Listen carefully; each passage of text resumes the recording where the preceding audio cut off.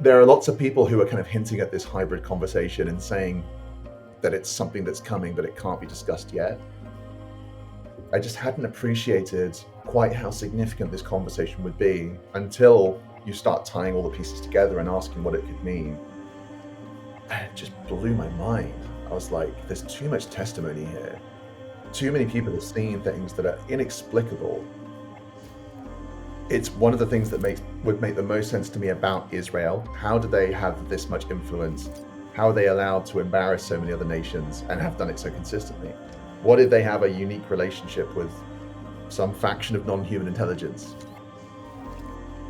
The same government who wants me to believe that there is a non-human intelligence is also sanctioning and approving of conflicts that are unethical. And that's a very polite way of putting it.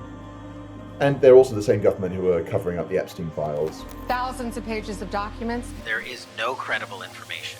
There's definitely something there, and it's something that is sort of like just on the cusp of our comprehension. We can sort of barely piece together what it actually is. The reality is people have been seeing stuff for a long time.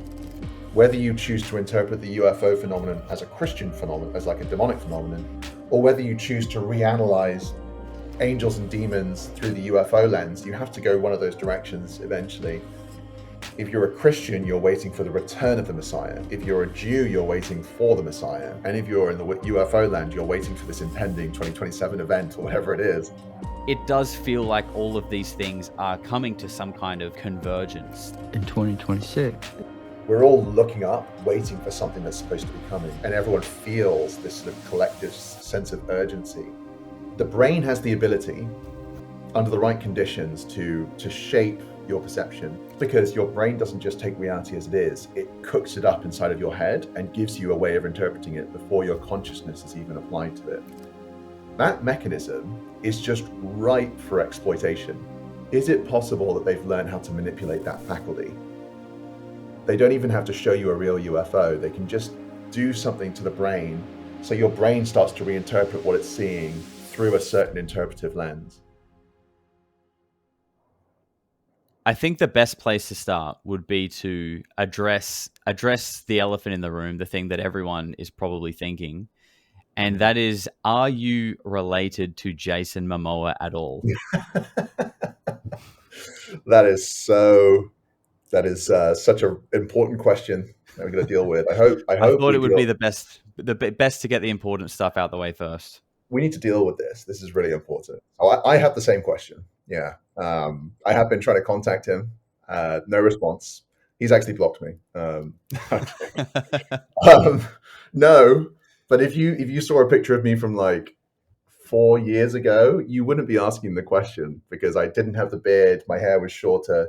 I looked really different. And I didn't know, I know people might not believe this, but I didn't know who Jason Momoa was until I grew the hair and the beard, and people just kept mentioning him. Or like even the other day, I was buying something and I'm in Lisbon, and the guy couldn't speak very good English, but he did know the name of the film Aquaman, and he just said that to me over and over again. At this point, I know like what that means, but when it first happened, I was slightly taken aback. So that is funny. So you just kind of let the hair grow out and you kind of morphed into this new version of yourself. Yeah, exactly. Yeah, and I still haven't seen any Jason Momoa films, I don't think. Or he's in like Game of Thrones, right? I haven't seen that, so I don't really know. Yeah, I don't have any context. So I'm assuming he's a good person.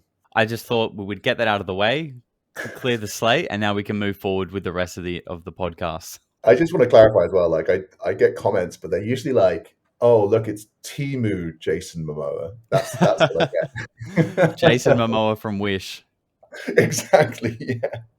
I could deal with that. Well, the reason why I wanted to get you on really is because, I mean, I've been a fan of yours for a little while now, but the recent video that you put out, I just thought was fantastic. So that's where you really kind of spoke about the idea of human hybrids, the connection between genetics, potentially genocide as well, which I think is which was the most interesting part of that video, and how you kind of posed this idea. And it's something that I've talked about as well, that the disclosure process that we're sort of in now, that kind of began around 2017, evidently seems to be some kind of like controlled, slow rollout of information. And I guess I wanted to just get your opinion on like where you think we're at with that right now, and why you believe the whole genetic side of things is the next dish, as you termed it. Yeah. The dish and the disclosure dinner. I think. I mean, firstly, it's interesting, isn't it, when we say there's this control process, because it sounds really nefarious. But like, I just, as a precursor to that, I do think like the DoD is like the largest organization in the world, and even if you work for like a 200-person organization, they're going to be cautious about how they say things. So when you've got a topic this intense and an organization that big, I think it's natural they would have a phased process. I think it's even like good, whether they're good or bad, it would be exactly what they would do. And I think we can see how those courses have progressed. Like I said in the video, it's pretty clear we've gone from there's something unusual in our skies and we don't know what it is, to reverse engineering and associated topics. But there are lots of people who are kind of hinting at this hybrid conversation and saying that it's something that's coming, but it can't be discussed yet. And I'd clocked those things mentally, but I just hadn't appreciated quite how significant this conversation would be until you start tying all the pieces together and asking what it could mean. I think between John Ramirez, Diana Pasolka, and Tom DeLonge, you've got three people there who can be clearly proven to have connections with people inside the DoD, very clear connections with very senior, mysterious people. Whether or not they're just lying to us or not kind of doesn't matter, because this information is going to come out and it's going to have an impact. And it's that impact that it's kind of like, it's worrying, Yeah. And all three of those people I find really interesting personally as well. You referenced Diana Pasolka's book, Encounters, as well, and where, Tim Taylor was talking about connecting the dots. And I think that's something that we'll get into a little bit later in regards to that topic. But I wanted to just kind of pull it back a little bit and ask, where did this kind of begin for you? Like the interest in UFOs, like what kind of got you hooked into that world? Oh man, I have been through such a long journey with this. Like when I left school, I was like, I was definitely the class clown. Was not didn't understand politics or the world, and so that was the first time I kind of got into UFOs, because I went to university and I just started watching YouTube conspiracy theories. Terrible place to start trying to really understand the world. I was like, it was like 2008 when YouTube was just starting and the conspiracy scene was wild. Like it was just so unhinged. Um, and I got into UFOs then initially, but I wasn't thinking very clearly. And I How old are eventually you kind at of this like point? 18. Yeah. Yeah, I was 18. And I was reading a lot of David Icke. I just went right down the rabbit hole. And eventually it all kind of just wore off, because it was way too much information. It was really overwhelming, and eventually I realized a lot of it was false as well. And so I just kind of like left that world, ended up actually becoming a Christian at 19 years old. I just went from that world into that world, and when that ended, that was like 6 years. I was like a really born again believer, focused on the Bible. When that ended, there was just a vacuum. Because like one of the things about Christianity that's really beautiful, as is probably the case with many religions, is the incredible sense of purpose you have. Like you have a mission and a something that's driving you every day. And it also gives you a really good excuse to constantly learn. Like there was a lot of study associated with the stuff I was involved in. So when that all ended, like there was a vacuum, and along came a video about the Phoenix Lights. Oh, what do we got? And I'd always said to myself, I had this kind of like message in my head where I was like, well, I don't think UFOs are all fake, but maybe they're all just like, it's just military technology, right? That was my excuse of like, I'm not going to deny their existence, but I'm also going to deny that it's aliens. But then you have these cases, and the Phoenix Lights, the Westall School incident were the two I think I came across in 2016, 17. And it just blew my mind. I was like, there's too much testimony here. Too many people have seen things that are inexplicable. And in all those cases as well, there was just this really mysterious behavior by the government. And I wasn't saying it was aliens, but it just felt so shocking, the scale of these incidents. And I guess as COVID approached and as the Tom DeLonge thing and To the Stars happened, like it just continued to grow.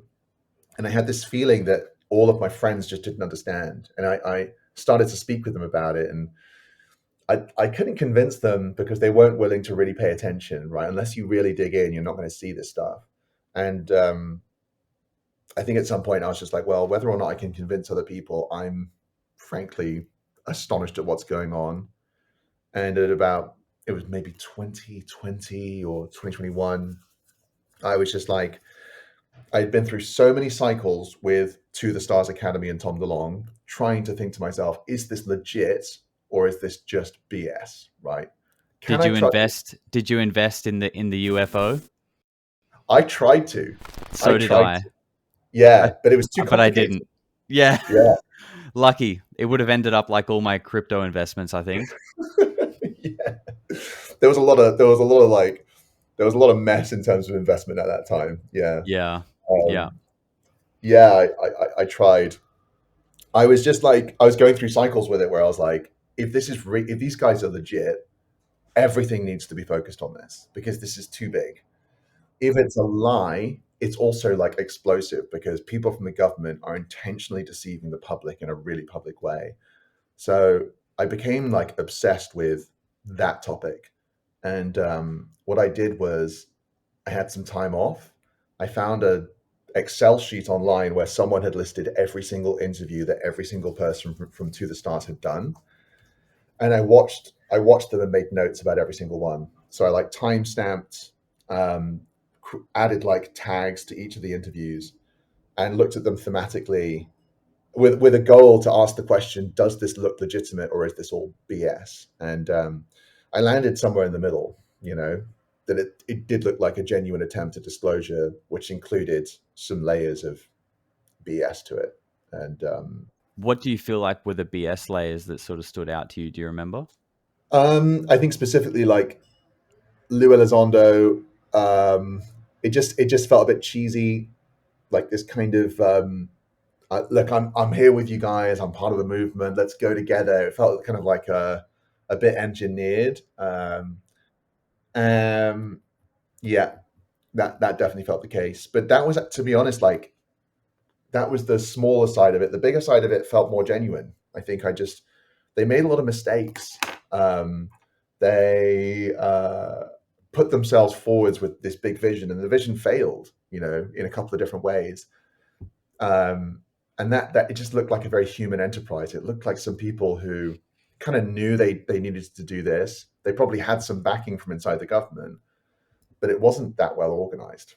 And it kind of ended in a weird way. Like it sort of fizzled out quietly, but all the people responsible for it never really went away. They just kind of like, I mean, Tom DeLonge did a little bit in the end, but all the other guys remained. And in fact, like Tom DeLonge and that whole To the Stars saga was sort of like, it became like the conduit to bring all of those CIA guys from being sort of unknown into the mainstream, which in itself begs a lot of questions as to like what the true purpose of this whole thing was. Yeah, absolutely. I mean, I think also like the 2016 election very clearly changed the plan, because prior to that, all of the hints from every angle was that this was going to become a Hillary Clinton topic, with John Podesta playing a really major role with that all of the evidence shows that was the case. And you can kind of trace that back into the Obama years as well. this kind of lineage of a push for disclosure, which I'm going to be covering in one of my next videos where it started there. So that's very interesting. There's a Democrat thing going on there. I don't think it's really like, it's not the Democrats, but it's sort of like being led through a lineage of politics. And then Trump gets elected, and it just screws with the plan. And suddenly, also the advisors get ousted via WikiLeaks, and that freaks them out. They were not at all, that was not the plan, that these people would be exposed. And I think then that the plan changed. And so then it became Louis Elizondo and Chris Mellon were going to push this through Congress rather than it being through the executive branch, which was part of the original plan. And then, that had the impact that it's had. People left. I think quite a few people left the organization. Given what the landscape was like when you got into things around that sort of TTSA era, finding out about the Phoenix Lights, how do you feel like your perspective has shifted from, the young Jason that saw the Phoenix Lights for the first time and started seeing Tom DeLonge talking about public funded UFOs versus where we're at now? Like, how do you feel about the disclosure movement, and I guess the topic as a broader sense as well? Yeah. So the thing I keep telling myself now is actually it makes a lot of sense to err on the side of skepticism. Compared to where I was before, I now always tell myself to err on the side of skepticism. And the reason for that is the government there is a conflict going on in the government, very clearly. There are some people who are saying, let's talk more. There are some people who are saying, let's talk less. So that's obviously going on. But the people who are saying, let's talk more, have some sort of motivation for that. It may be a good motivation. It may be a bad motivation. It's probably a mix of both, with different people having different motivations. The government only does things because the government wants to do them. And usually if you get a big message coming out of the government, it's for a very clear purpose. I don't know what the purpose is. I hope it's good. I hope it's noble. But I think it makes a lot of sense just to err on the side of, this is probably not a good thing, and then to be nicely surprised. That's where I'm at these days. Geopolitically as well, what's happened over the last 10 years, specifically the last 2 or 3 years, with all of the conflicts and the sides that we pick in those conflicts, really disturbs me. And it just makes me feel a bit like the same government who wants me to believe that there is a non-human intelligence is also sanctioning and approving of conflicts that are unethical. And that's a very polite way of putting it. And they're also the same government who are covering up the Epstein files and doing other things. I think it would be really foolish to be like, I'm going to trust you on the UFO issue. Meanwhile, you're like trying to pull the wool over my eyes on things that are really, really wrong. It is so messy as well, because you've got these people that are sort of leading this charge for disclosure. And, there are, again, many facets of that. People from intelligence, talking heads on YouTube, people from the Congress, right? You've got all these different elements to it. And they all say that they're pushing for the same goal. They're all talking about they want transparency. They're all talking about wanting disclosure. But at the same time, they often have like conflicting narratives. They are pointing fingers at each other, accusing each other of being disinformation agents. Like it's such a messy space, and it's confusing, right? Because we're all apparently pushing for the same goal, yet again we seem to be stuck in a conflict at the same time. So like, how do you, because you're very well researched, and I can tell like you're very thorough with the way you put your videos together. How do you sort of go about deciding on like who you want to listen to, I guess, or whose words you put some weight on? Yeah, that's such a good question, because like you were saying, like the state of the disclosure movement is such a mess. Like how do you figure out who you can trust, right? So like I think it's a case by case basis. One thing I am trying to do at the moment is, I don't think I can possibly know what's going on. I've changed my mind so many times, and I'll always be guessing, but I don't know. But what I can do is, rather than trying to determine the nature of the anomalous phenomena in the skies and in our waters, I can try and determine the anomalous phenomena of Washington, which is like what's coming out of the Pentagon. That you can prove. I can prove that these messages are trickling out from some dark room somewhere. And that gives me like a bedrock that I can work from. Okay, I can see the message. Doesn't mean it's a true message. Now, can I look at that message and figure out what it might be trying to make us do? Right? How might it support certain geopolitical agendas? Or what elements of it probably are true, just because there's definitely a phenomena out there. I'm not asking that. I'm not asking the question whether there's a real phenomenon going on. For me, it's a given.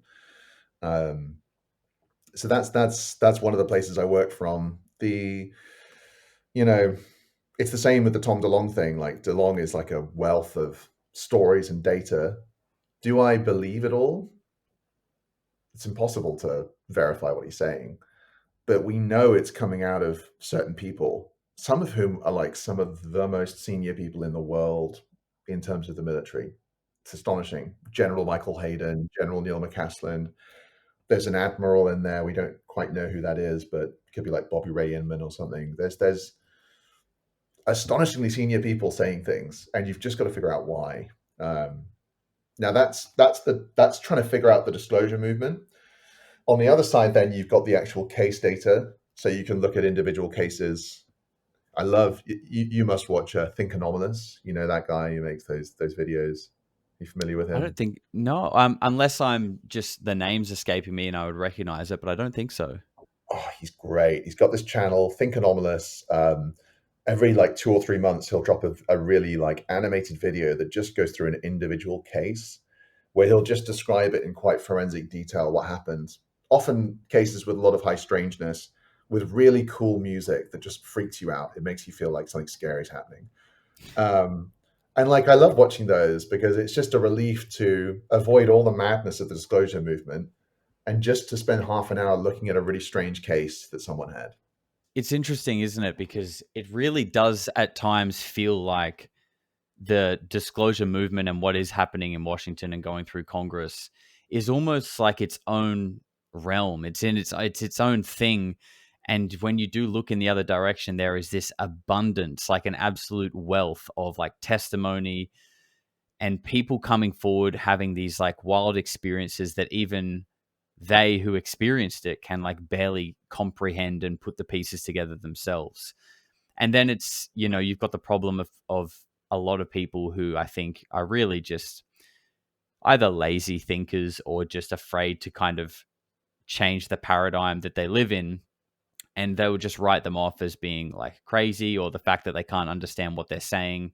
It's just, probably nothing.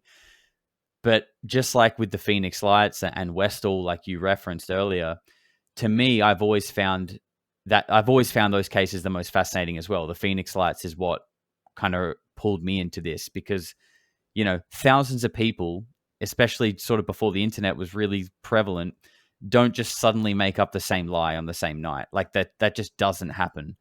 Now, it doesn't mean it was aliens either. It could be military and things like that, but there's definitely something there, and it's something that is sort of like beyond, like just on the cusp of our comprehension. Like we can sort of barely piece together what it actually is. Yeah. So there's like this weird little divide. And I wanted to sort of ask what you think, because you've covered Jacques Vallée pretty extensively on your channel, and you said you've actually got something else to do with him coming up soon, which I'll be looking forward to. But he sort of challenges the idea that, what these people are seeing and what's going on is like extraterrestrial, that it's like, like a physical entity. He's more in the realm of that it's like an interdimensional hypothesis. Do you sort of lean towards either of those, or do you think both could be true at the same time potentially? Yeah, I honestly I don't know. I could tell you like just some loose stabs in the dark would be, firstly, like I think the government has the ability to simulate these to an extent. What do you mean by And that? well, like I think it doesn't necessarily mean that they have craft that literally look like UFOs, although I suspect that could be the case. I don't know. But you know, all the MK Ultra stuff that was going on, which just doesn't get talked about anywhere near enough in this community. I agree. Yeah, like the ability, the way I like to put it is, like I was able to study philosophy when I was at university, and it was really interesting. Also, really hard, but like really interesting. And one of the things you learn very quickly in philosophy is we just don't really know what's going on. Right? It's just we have no idea. You might think that you're seeing the scene out on the street through your window, and it turns out you're dreaming because your dreams are indistinguishable from reality sometimes. The same with hallucinations. People who suffer hallucinations, they can't distinguish them from reality. So what's going on there is the brain has the ability, under the right conditions, to shape your perception.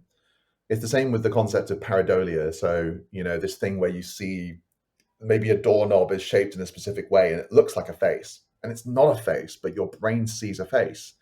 That's because your brain doesn't just take reality as it is, it cooks it up inside of your head and gives you a way of interpreting it before your consciousness is even applied to it. That mechanism is just ripe for exploitation. So if you have people studying mind control and how different waves affect the brain and perception going back a century, is it possible that they've learned how to manipulate that faculty so that they don't even have to show you a real UFO? They can just do something to the brain so your brain starts to reinterpret what it's seeing through a certain interpretive lens.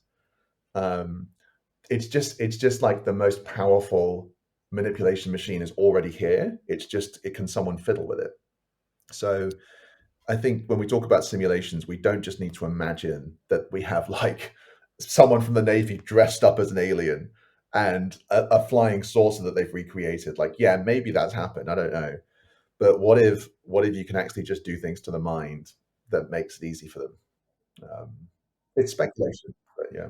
Yeah, totally speculation. As is, and you know, as is basically everything on this topic, right? I mean, we're all just kind of trying to put these pieces together and see what fits, and that's what I try to do with my channel as well. Is just have discussion and Yeah. pose different ideas and pose different theories, and that's why I like your content as well, because you generally do pose alternative ways of thinking and ask some, you know, hard questions with like using the data that we do have to try and fit those pieces together and say, you know, look, it kind of looks like this. There could be something here.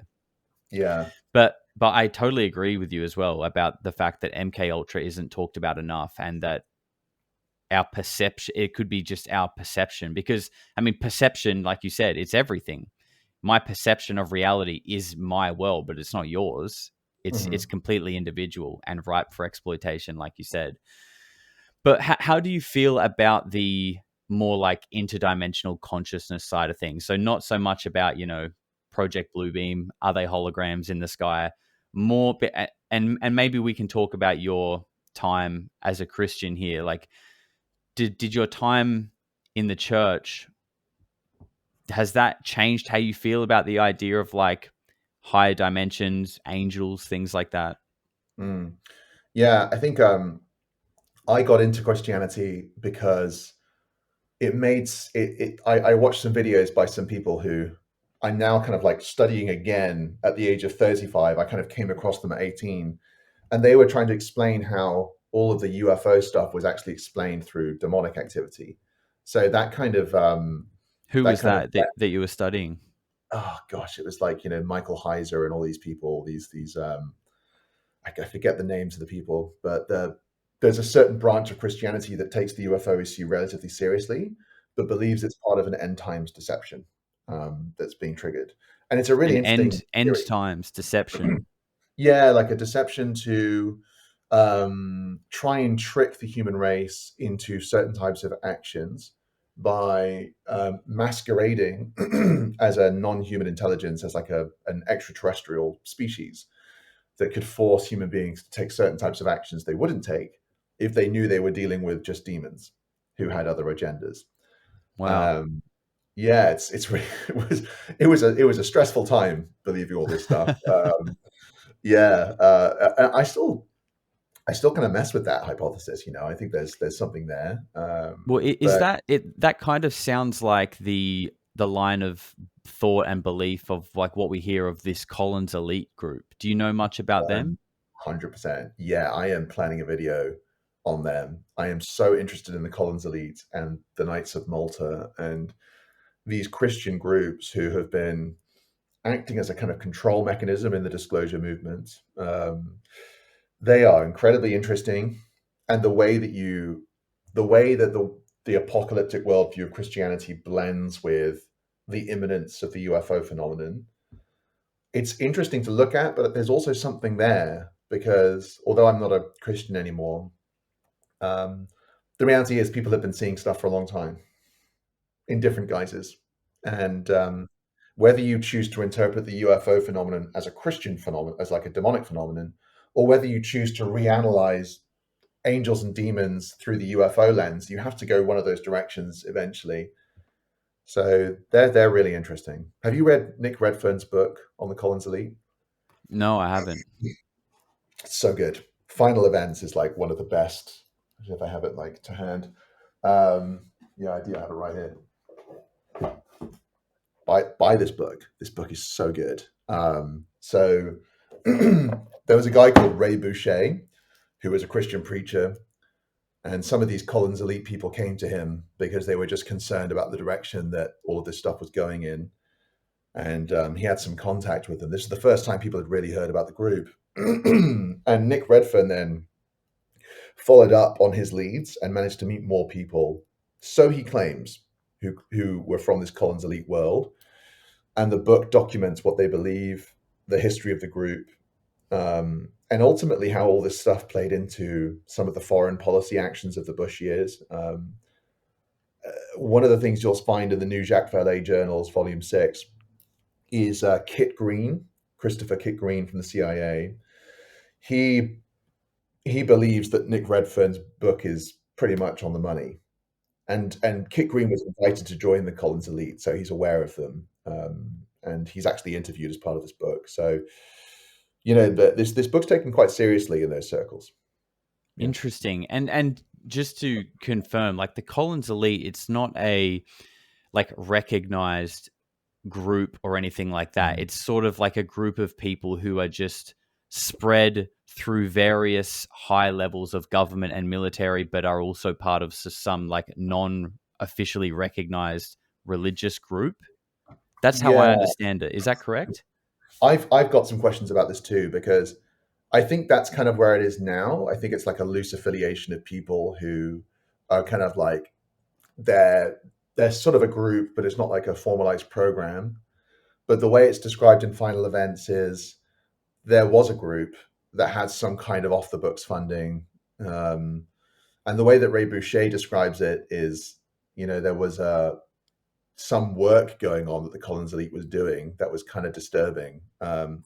So there's some mixed messages about like a project that they might have been involved in, versus just being a group of Christians who are trying to stop disclosure. Mm. Yeah, Yeah, because they believe it is, like you said, some kind of demonic end times deception. yeah. The idea being that like it wants to get our attention, and that the moment we apply our consciousness to it and we start to look at it and we start to give it that like consciousness, it will be able Mm. to manifest into our reality and do the thing it's trying to do. So if I remember correctly, it's been a while since I really read the book. So I think there's a sense that one of the best things they can do from a Christian perspective is to not allow people to pay attention to the phenomenon, including the government, because the more we interact with it, the more it succeeds its goals of manipulating us. That's, I think, what they believe. Yeah, it's so fascinating, hey, because I'm a big believer, or I'm at least firmly interested in like the power of belief and how, like we were saying earlier, just how you can turn a thought form into reality. Like you create reality through it begins with your thoughts, right? Yeah. So the idea that if a large group of people, say the majority of the world, begin to pay attention to this phenomenon, what impact does that have? Like you said, does that in itself manifest it? Does the belief of the people bring it to life in some way? Yeah, and that's the case with like a lot of historical paranormal stuff, right? Is your response to the paranormal changes its response to you. Do you uh, get scared and respond with a state of fear and adrenaline, and then it gets worse? Or do you just accept that it's going on and not allow it to bother you? In which case, it's sort of its interaction with you changes. I can't say that from experience, but I've heard this from numerous people that the consciousness you bring to the experience does change it quite significantly. It's basically a mirror. If Mm, you come into this experience with a low vibration, with a negative intent, you're going to sort of manifest this phenomenon is going to manifest in some kind of negative way. But you can also have a contrasting experience if you're coming to it from a higher state of being with positive intent. You may get a positive result back, in the sense that it seems like it is just a mirror of our own consciousness. hmm And Yeah. it seems like this is the direction that disclosure is taking, right? Like, as you said, feels like a planned rollout process.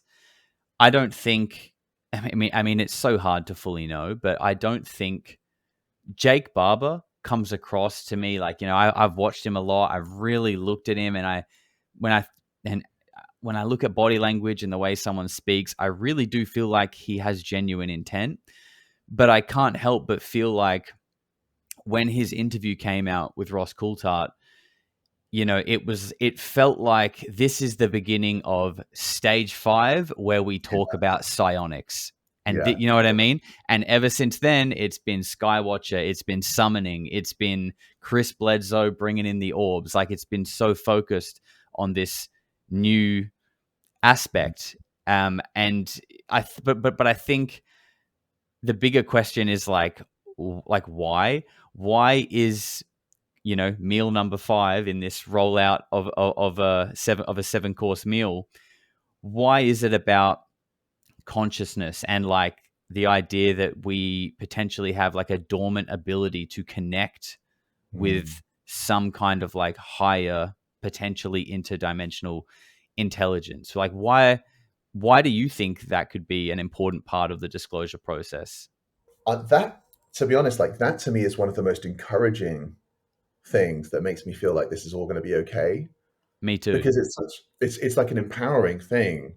It's a really beautiful thing, and like it's interesting. Like the Jake Barber stuff, it almost at exactly the same time the telepathy tapes came out. Have you listened to the Yes. podcast? Yeah, really moving stuff. And I haven't verified everything, but just listening to the 10-part series, it's hard not to come away, you know, with an awareness that these people are experiencing something quite remarkable. I actually, at the start of the year, I made a video which was pretty doom and gloom about the apocalyptic rhetoric we're facing, and I was going to follow it up with a video about why I'm hopeful. And like that's one of the things, is the idea that we may all have these abilities that allow us to have direct access that the government can't control, and I think that's a very beautiful thing. And then it would also speak to the idea that maybe there's more to us than we're aware of right now, which again helps you deal with, like, when you look at the geopolitical situation, you're just like, I have no idea how to fix this. But if there's a bigger story about who we are and about what might actually be going on, that usually is kind of what gives me hope. So I don't know how it plays into the disclosure movement, if the disclosure Mm. movement's fully manipulated. Where I wanted to go next was to talk about another video that you did, which was actually the first video of yours that I watched, and I recommended it to many people, which was called Netanyahu, UFOs, and the End of Days, which I Yeah. thought was a really interesting piece. And I think it is potentially on the money in some way, and I think it could relate to why we're learning about consciousness and the fact that we may be connected or have the ability to connect to something that is bigger than us. Mm. Because it does seem like what is going on in the Middle East is not just like a ongoing conflict that just can't find a resolution. It seems like, for lack of a better word, it's a holy war. Like, it is, they're seeking out the fulfillment of prophecy to trigger the return of the Messiah. You know, the details are, I guess, a little bit unclear, but it makes me wonder if that is what's going on in the world right now, and that is where we're at, then perhaps it's important for people to start learning about our connection to a higher realm or a higher dimension. I mean, those are the kind of dots that connect for me when I watch that video, and then I think about where we're at with this conversation about consciousness. Do you feel the same way about that? Yeah, that's yeah, this is where religion comes in, and you it becomes more than just about like flying objects in the sky. I think the I don't know about the consciousness side there, because my feeling making that video was one of real worry, and that was all triggered by seeing what's happening in Gaza, and you know, I don't believe there are evil people. Like, I don't believe it's all people in power are evil. I think what happens is when people get power, they are the system around them controls them and forces them to conform, and if they don't conform, they get removed. So they become sort of subjects to a higher mechanism. So, like, you know, look at Keir Starmer, the world's most boring prime minister of all time, and you know, but at least once he had values. There was a time when he was genuinely, you know, doing good things, and then he gets into power, and there's a genocide going on in Gaza, and he is completely unable to do anything. Um, and you know, there's other world leaders. The same thing happens, and I was feeling a bit like this is an anomalous phenomenon. This is a phenomenon that we are not dealing with. Um, and if we're trying to solve this one up here in the sky, we should also be trying to solve this one over here, which is like really perplexing. Why is it that countries that claim to have democratic values and at times have had them, you know, look at the American Constitution, um, why is it that they're suddenly unable to make decisions and they're constrained in a way that's mystifying?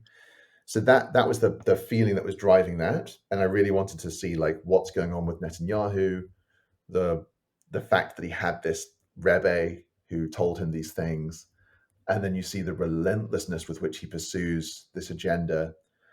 And the other side of that is there is a parallel here between, if you're a Christian, you're waiting for the return of the Messiah. If you're a Jew, you're waiting for the Messiah. And if you're in the UFO land, you're waiting for this impending 2027 event or whatever it is. We're all looking up, waiting for something that's supposed to be coming. And everyone feels this sort of collective sense of urgency.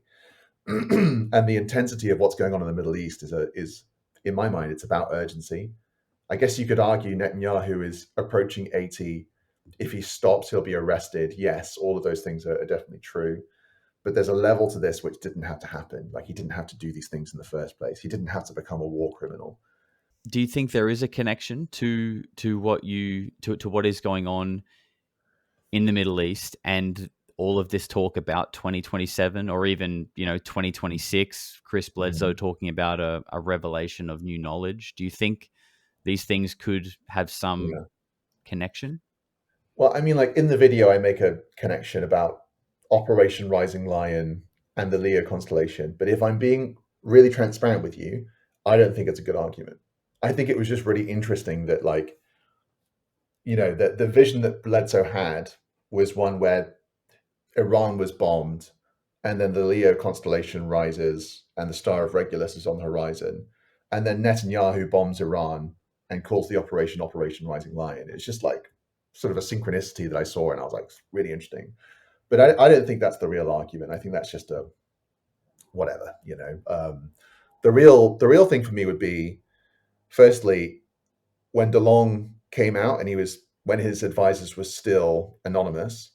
If you listen to all those interviews and you really pay attention, multiple times it is mentioned that his advisors had told him that what is going on in the Middle East is related to the phenomenon.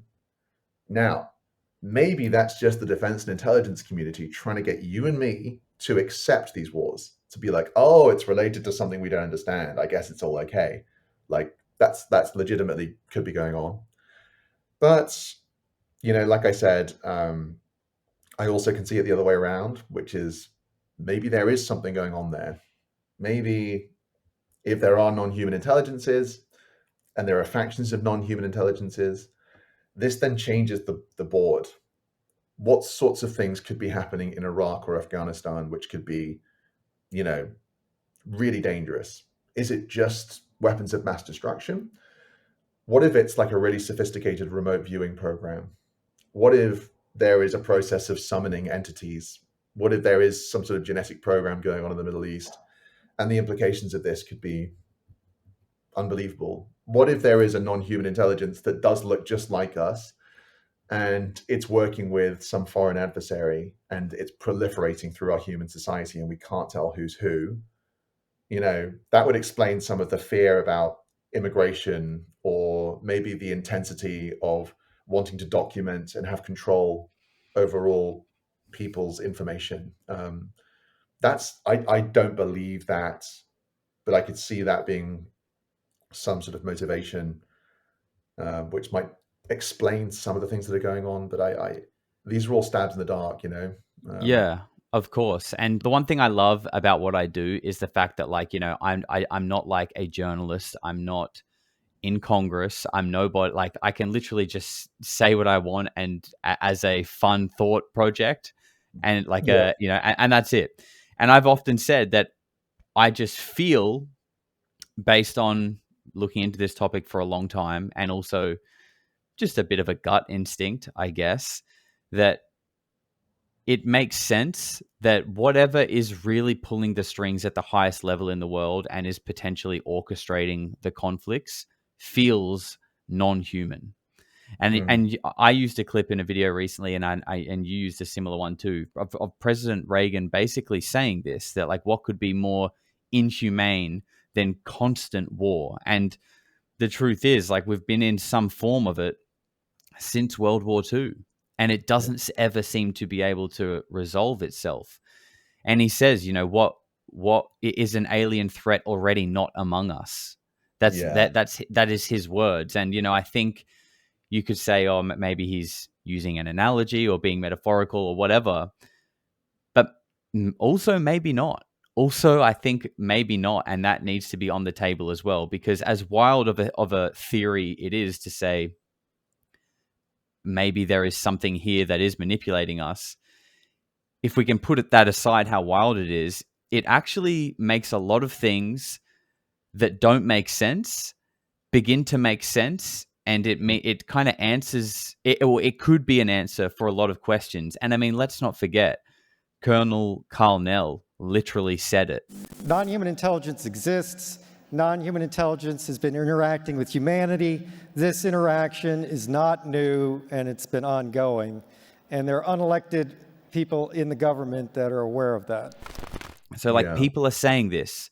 I don't know if you're familiar, like, with Robert Dean. Some people have different opinions about him, but he's one of many people who also Tom DeLonge said it, that, yeah, they're here, they walk among us, they look just like us. So it makes you wonder, right, where there is, there are countries in the world right now that, like you just sort of said, seem to be unable to resolve their own problems in their own countries, that are kind of on their knees, yet at the same time are turning a blind eye to what is feeling like a blatant genocide, and just basically following someone into war. I agree. And just on that, like, I think it's one of the things that would make the most sense to me about Israel, because just to be really clear, like, they are punching so far above their weight compared to other nations. How do they have this much influence? How are they allowed to embarrass so many other nations and have done it so consistently? One of the best explanations for that would be that they're not punching above their weight, that they have something that's giving them authority. What if they have a unique relationship with some faction of non-human intelligence, right? No evidence of that at all. Obviously, you could say, like, if you're a Bible-believing Christian, I guess you could say, well, yeah, look, it's God. That's who this intelligence is. But that, you know, I find that to be an interesting way of resolving this. And I would not be saying that if it wasn't the case that the disclosure movement is happening and we're kind of being led towards some of these conclusions. So it becomes Yeah. more of a hypothesis that you can use.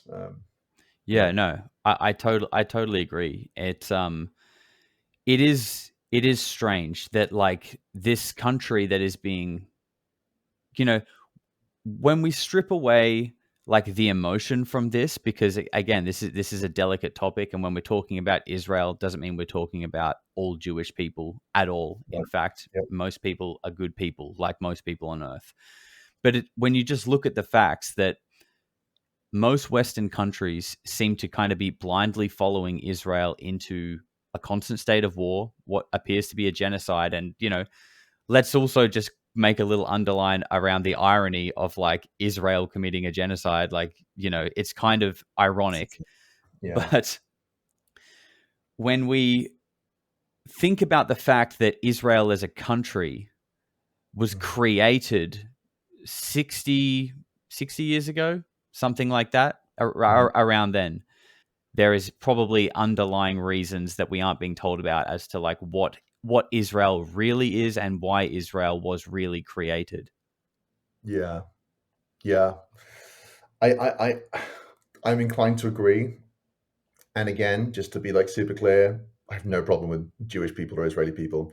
Just just trying to understand geopolitics. And I'm It's with you, so man. messy, dude. It's so messy. And Yeah. you know, like this is where like this is the landscape of trying to figure out like what is going on in the world. Why are we stuck in a state of war and conflict? But to Yeah. discuss these topics, you do have to pose ideas and talk about things that are deemed like to be sensitive. But Mm. if you avoid these kind of conversations because you're scared of upsetting someone or because these are things that we, you know, quote, shouldn't talk about, well, then it's like, okay, so are we just going to then accept and be okay with the way things are? Because it doesn't seem Mhm. like things are going very well, and we probably should discuss it. Yeah. And you know that quote from the Lavender and DeLong book, where the advice, this is like one of the most, those books are full of really amazing stuff. And in that second book, there's that quote where they literally say, one of our informants encouraged us to look into the idea that genocide may in fact be something directed by non-human intelligence. And in that case, what they were specifically saying was the attempt to annihilate the Jewish people during World War II may have been driven by non-human intelligences who wanted to ensure that the right genetic profile was on the planet because that enables them to have a certain type of control and to get what they need. So that is what, if you, who are the informants for To the Stars? It's obviously Jim Semivan, but you've got Neil McCaslin, Michael Hayden, Mike Carey, all these people. They are encouraging us to view conflict in the Middle East through those lenses, you know, and then you flip it the other way around. So if the Jewish people had some unique genetic profile in their eyes that non-human intelligence is like, what does that mean about other genetic profiles? And how might that be leading to, you know, some of the obliteration that's going on? And you know, the other side actually, I watched a bit of Jesse Michael's new piece with who's that guy who with the tall whites? Can't remember his name. Charles Hall. Charles Hall, right?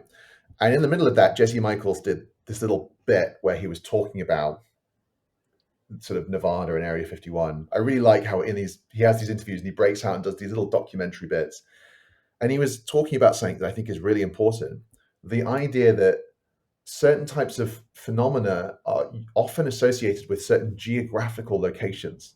So it's not, don't assume that Area 51 was built so that phenomena could be brought there to be studied.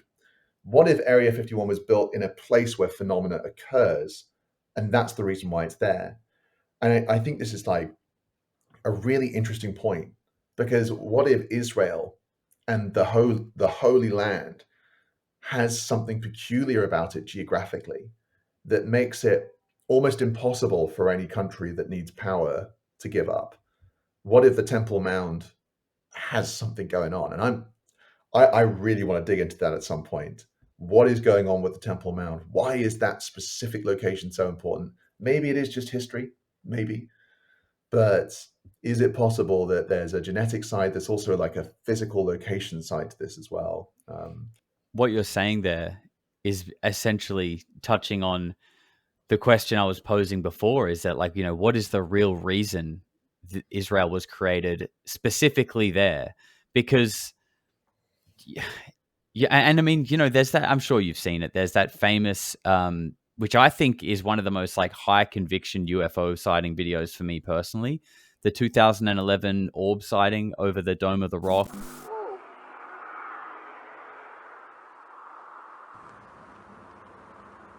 אתה מצלם?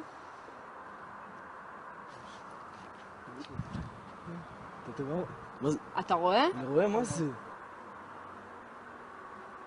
תגיד, שתים יותר מדי? לא, לא, לא, כולנו רואים את זה. מה זה? תרגישה עיניים. שיו!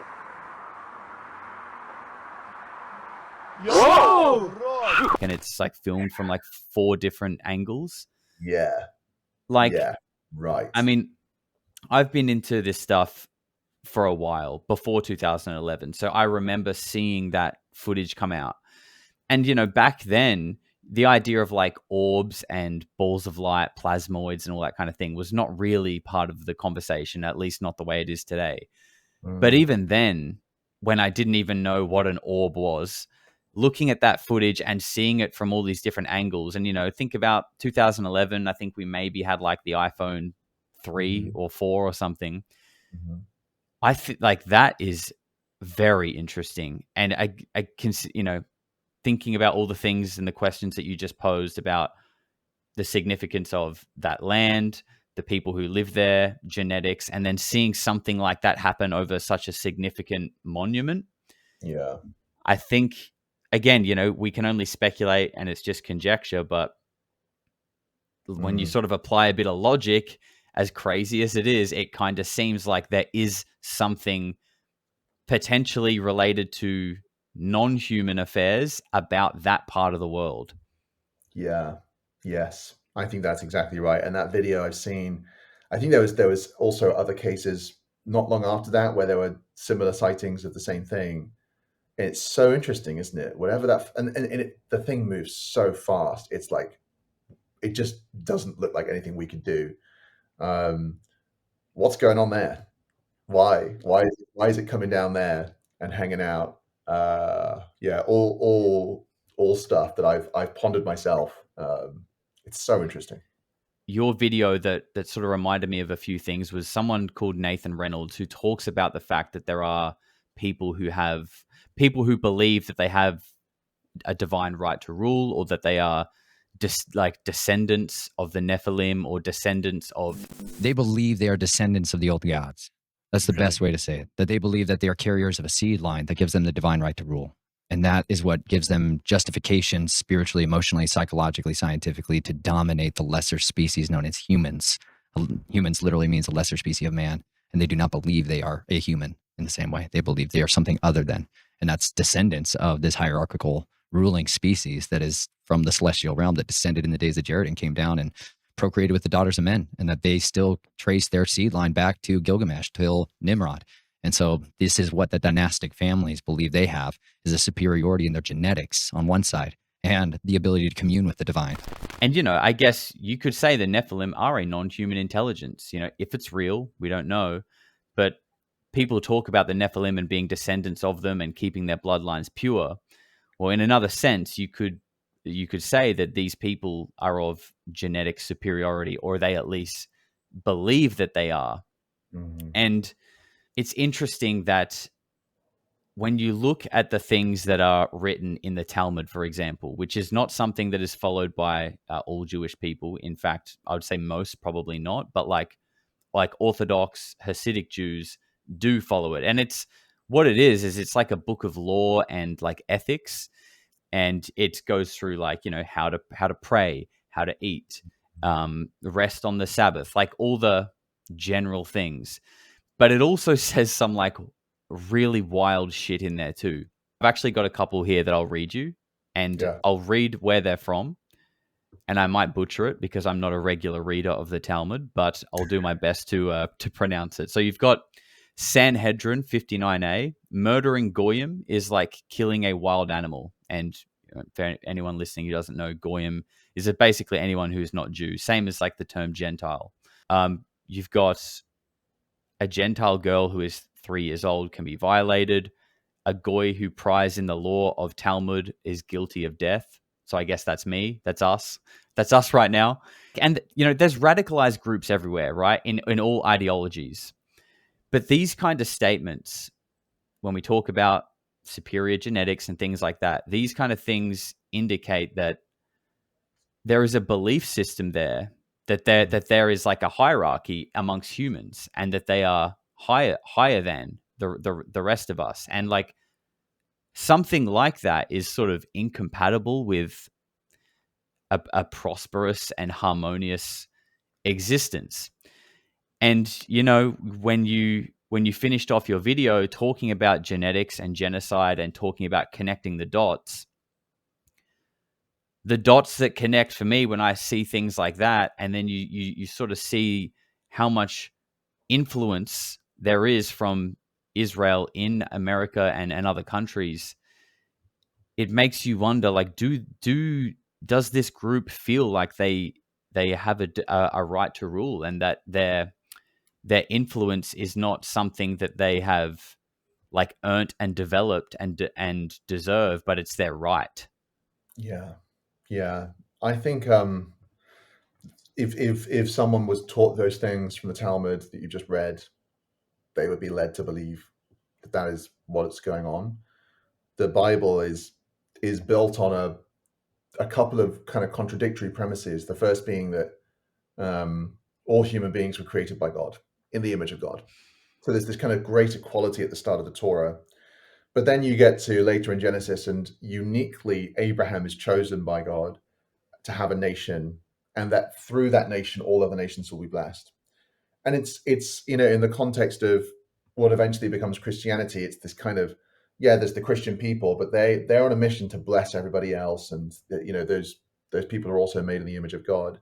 But then you've got the Talmud, you've got the Zohar, the Tanya, and it's these passages are kind of all over the place, showing a very clear distinction between the Jewish people and other people. That isn't just it's not just that one people are with God and another one isn't. It goes right down to the level of the soul. Like in the Tanya, it says that the Jews are hewn from the soul of God, so they have this divine spark in them, whereas everyone else is hewn from the Kelly pot, which is just like impure substances. So there's a distinction at the level of the soul that it makes, that Jewish people are like fundamentally different, at the deepest level. And that would then make sense of the passage you'd read, which is that, you can kill one group of people versus not killing another one, because then one is like animals and one isn't. And I think even nice Jewish people might end up believing that and might sort of digest that.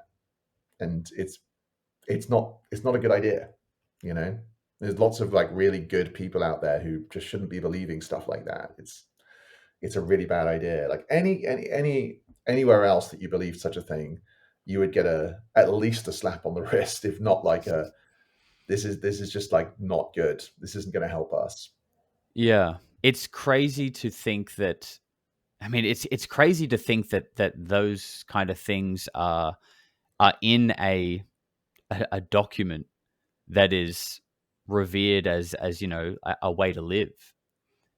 Like, just the fact that is a reality. And I feel like, sometimes people hear these things because there are people online that are extremely vocal about it, and often in like an inflammatory way, because I guess, it can evoke emotion because they're pretty dark and like sensitive topics.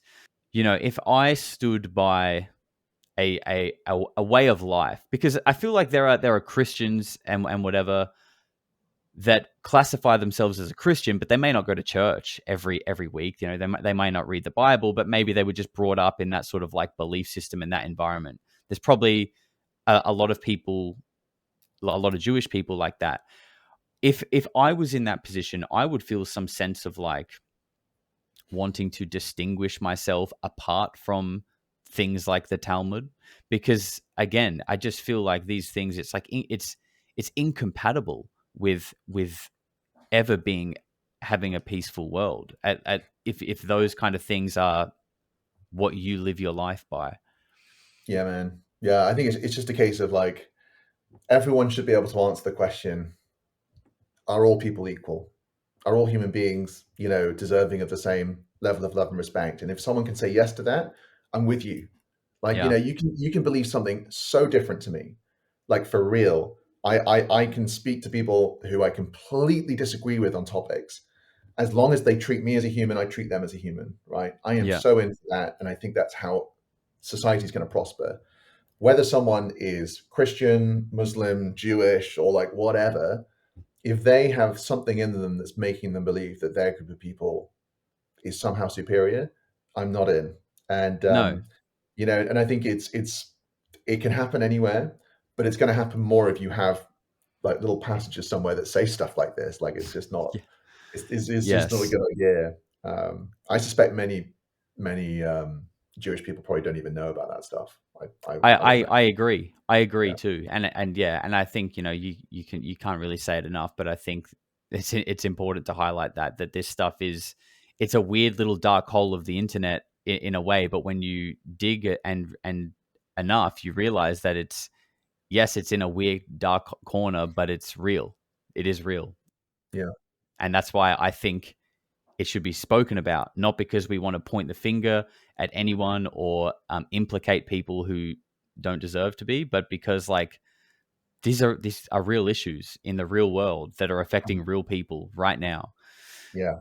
Let's sort of shift a little bit and go to your experience in Christianity a little bit deeper. Like what, because you said you started at 19 years old. So what gave you that push to head down that road, and to be completely removed from it now is also interesting. So what happened there that took you out of it? Yeah, so the way I got into it was I was way down that conspiracy rabbit hole in 2008. Um, and I was looking for, I began to really believe there was a spiritual component to what was going on in the world. And I was looking for like the truth. How could I find the community of people who were trying to help deal with all of this nasty stuff that was going on? And every time I stumbled across something that looked good, there was always a financial component to it. I remember once, like, someone had convinced me online that Reiki was like the key to healing the world, and I was like, cool. Like, I wasn't a particularly thoughtful person back then. I was like, sounds good, must be true. So I was like, how do I learn to do Reiki? And he was like, well, the course is $1,200 or something. And I was just like, Classic. dude, you can't tell me you have the secrets to life and then sell them to me. That's like absurd. And this happened a lot. Like I found myself consistently disappointed by either the financial component of these groups or the people inside of them who just didn't seem to have good motivations. So I got kind of exhausted by the search for I guess God or truth.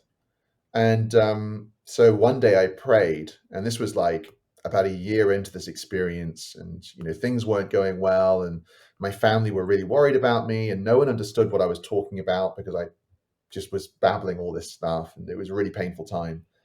You So I mean, prayed. do you feel like you were sort of lost in these like conspiracy rabbit holes? Is that what you mean? Like it was just messing with your head? Yeah, I think what had happened was I hadn't been particularly sharp at school. I hadn't really learned to think or communicate clearly. So I was ingesting huge amounts of information. And every time I tried to explain it to people, their immediate assumption was I was just going a bit crazy. And that was a very, I think lots of people experience this. It is a very isolating place to be when you think you're seeing something really big. And it's so big that when you try and communicate it to all of your friends and family, they just watch the news and go to work, right? They just don't have this stuff going on. You try and communicate it, everyone sort of pays attention, and eventually they kind of look at you funny, and you just don't have anyone who understands what's going on internally. And that's what was happening to me. And to be honest, like, I was believing a lot of nonsense. And that's just what happens when you watch that much YouTube without having really done enough proper education. It's just wasn't a good time. What was one of the worst? What was one of the worst that you were in on? Oh, dude, I can't even remember. I mean, like, it was just such a mix of stuff. The David Icke stuff, you know, it just led me to believe that there was like some evil alien race, like literally just beneath the surface of the planet, that was about to appear and take over. It was this sense of impending disaster and deception everywhere. And I just that was mixed in with like 20 other things. And I want to be clear, like, many of those things probably had a ring of truth to them. Even David Icke has said some things that turned out to be on the money, but I wasn't discerning any of it. I was just accepting it all. So it was this very intense feeling that something awful was going to happen. It led me to pray, not to the Christian God, because I thought Christianity was frankly stupid. That was my mindset.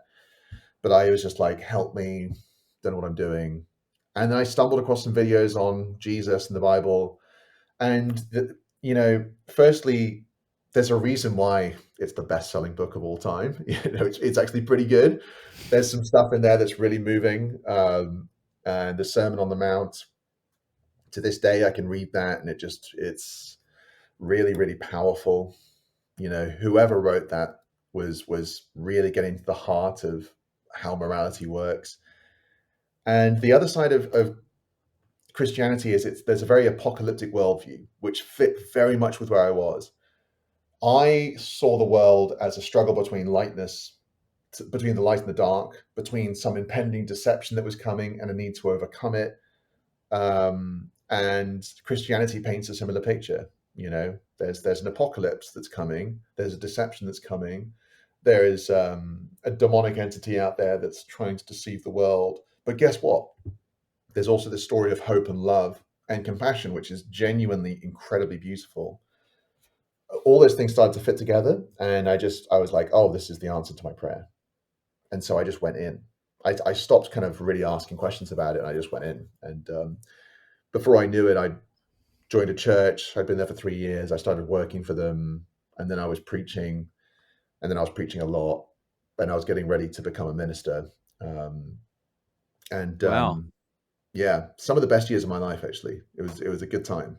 Really lovely people, really good education. It's one thing, like, people don't realize: a good church that's rigorous. You may believe things that aren't true because you believe the Bible, which comes with a bunch of stuff that probably isn't true. Man, the education and study was really good. The public speaking training and all of that was Do really you mean acceptable. do you mean like education as in like, values, morals, things like that? Like things to live by? Is that what you mean by an education? That definitely was there. You're surrounded by people who are aspiring to be the best they can be.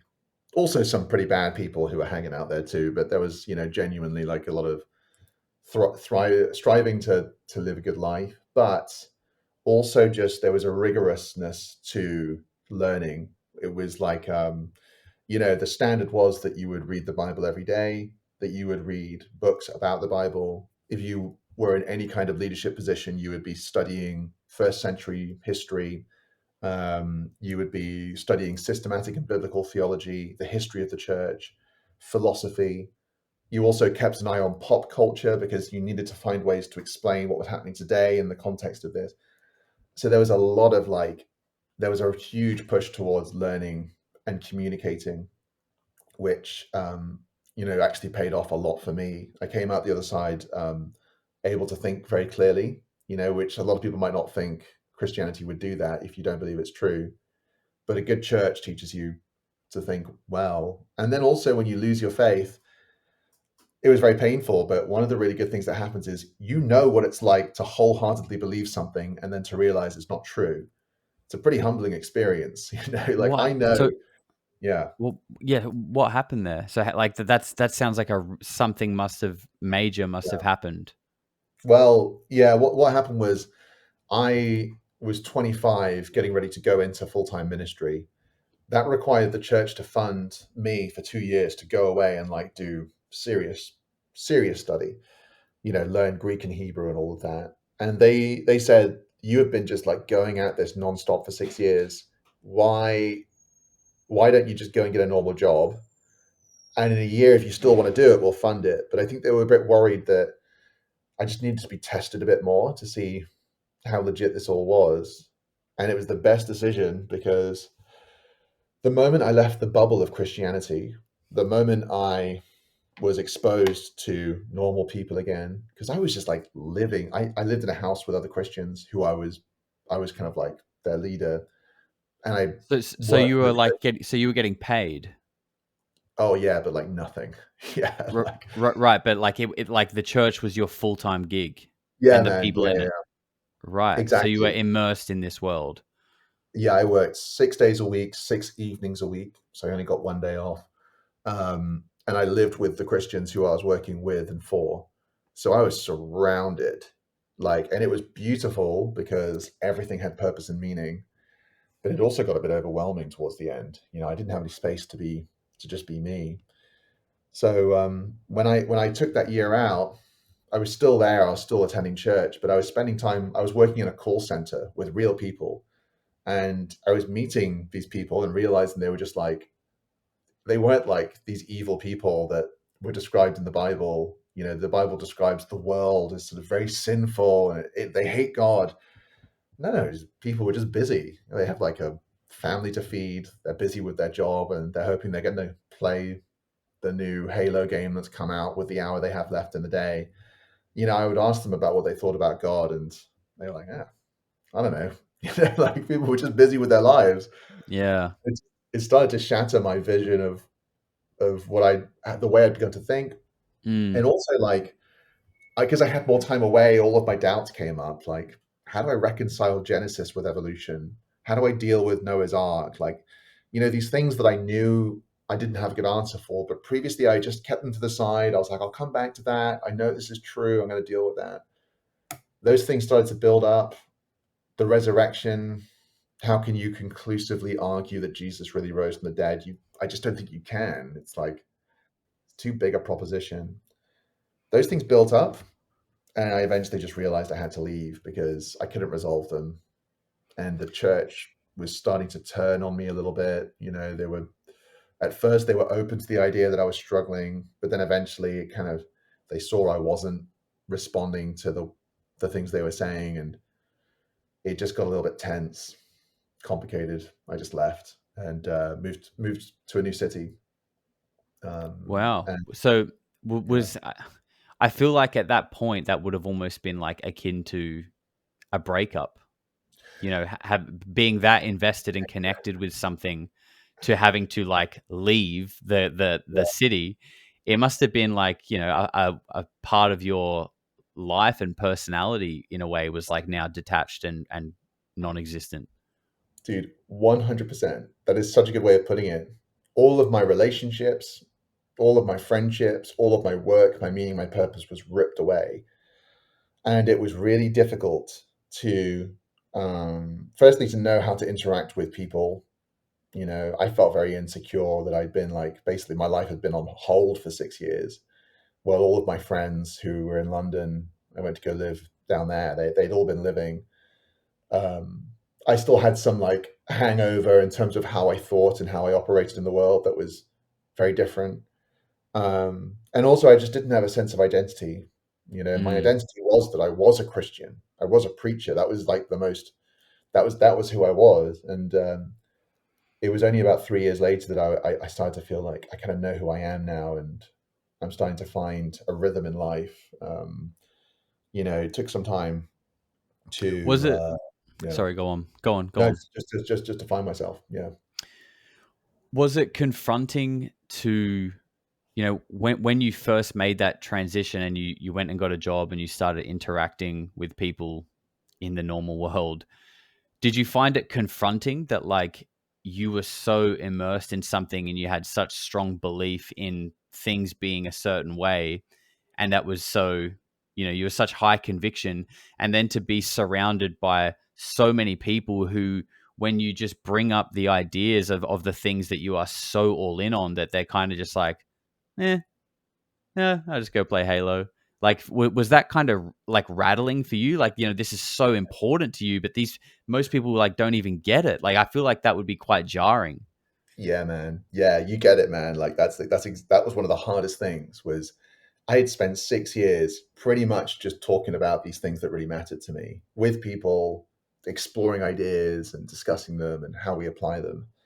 And even though I'd lost my faith, I still cared about trying to understand the universe and God and all this stuff. And most people just, they're just not that into it.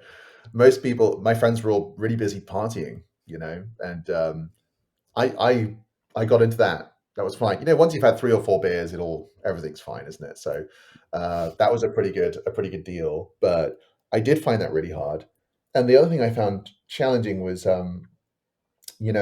because everybody is so busy, most people just don't really take that much interest in other people generally. And in the church, that's very different. Like there was a huge amount of intentionality about how we all connected with each other. So getting used to that was quite tricky too. The whole thing was a big shock, just going from one tiny world into the real world. And yeah, but you get over it and you learn how just to relax and be yourself. And then also if you're the kind of person that needs purpose, you find it. Like I've done it with the YouTube channel. You start talking about these things that are important to you, and then you form connections with people like yourself and other people that you end up connecting with. And what do you know? We're all part of some giant cultist religion anyway. So Yeah. It's just part of so the deal. interesting. It's so interesting, isn't it? How you sort of said we all find purpose in other ways. So you went from Christianity, and now you've got a YouTube channel. I've got a similar YouTube channel. We're both kind of looking into the same things. We both obviously see and it's important to try and understand what's going on here, why things are the way that they are, and that's that's kind of become part of my identity. I'm sure it's a part of yours now as well. But do you ever find it really interesting? Like for example, I've got 3 brothers and a sister. None of them are really like into this sort of same stuff. My a couple of my brothers are very like sports orientated, and they have been their whole life. And we get along just fine. Like they know the stuff I'm into. They're not really into it, but like we're still close. But I find it just fascinating how,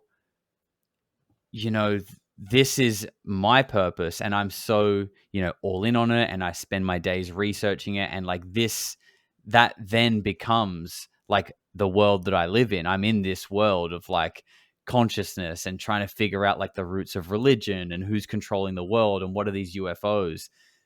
But their experience on this world is so vastly different, purely down to the fact that they don't think about those kind of things. Therefore, their reality basically does not even involve any of those things. So it's like, it just makes I just find it so interesting how like where we choose to place our attention and like what we choose to focus on kind of becomes who we are in such a huge way. Yeah. And I think like going down any of those other routes, you still find things there. Like there's a period of time when I was just obsessed with work. After I left the church, it was just work hard, play hard. My identity was there, and you can get lost in that. There's enough interesting stuff and things to do there, and self-improvement to make and growth to experience, that you can just become obsessed with work if it's the only thing you think about. Or I can imagine this is the same with sports. We are creatures that like seek, like we it's like we are hardwired to have a purpose. Like we need something. And I really felt that through COVID. Because I was playing video games so hard through COVID. And so, I feel like I probably struggled less than most people because I was just going really hard on World of Warcraft. But, Cool. but what it showed me was that as like prior to that happening, I was like, this is great.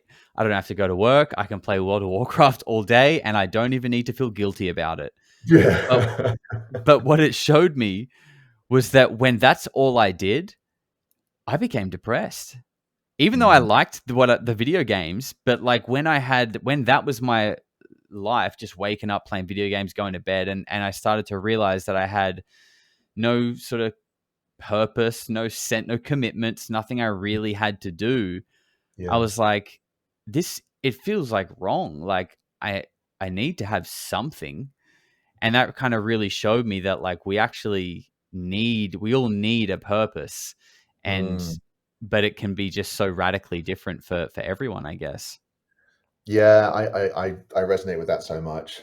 The things that we think we want, often they're not fulfilling, and often it's the challenging thing that you kind of want to do, but it's hard. Yes. Brings a lot of satisfaction. Doing the YouTube channel, like, I think there's quite a few people out there who want to do this, and you think to yourself, you're like, well, it just looks kind of challenging. I have to learn to edit, I have to film and do all these things, and it's hard. And you constantly make mistakes, and at times it's exhausting and stressful.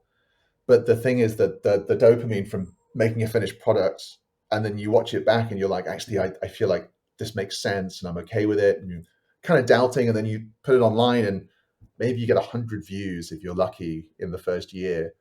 But there's like 6 comments there from people being like, this was really good. Yeah. They That mean feedback, everything. it means everything, man. Like, because literally until we were talking about this before we started, like until 4 months ago, I had 500 to 1,000 subscribers for most of 2 years, and just the feedback loop from the few people, Dwayne, Alex, Patrick, like I know these people by name because they were literally my life for 2 years. But these guys, they keep you going, and the feeling of making something as well. All of that's to say, like, making something that you care about, or contributing towards something that feels good, but it's challenging, I think it's a really beautiful thing to be able to experience. Yeah, I totally agree. In lots of things that you just said. First of all, I think creating in general is just like such an important thing. And like, that could be lots of different things. I guess when I talk about it, I'm talking about from like an artistic, like video production perspective, like that fulfills me. And I think expressing myself and creating through that way is healthy. But I think other people create through other ways. But I feel like just creation as like a human element is so important that I think so many people are missing out on. And it does just, it's like you said, the things that are good for you long term often feel hard to get through at the beginning. It's kind of like an ice bath, right? You don't want to do it. It's kind of hellish while you're doing it, but you feel incredible for like the rest of the day. But it would have been far easier to sit on the couch, watch your favorite TV show and get KFC. And that might feel good while you're eating the KFC, but we all know when you eat KFC, you feel like absolute dog shit for the rest of the day.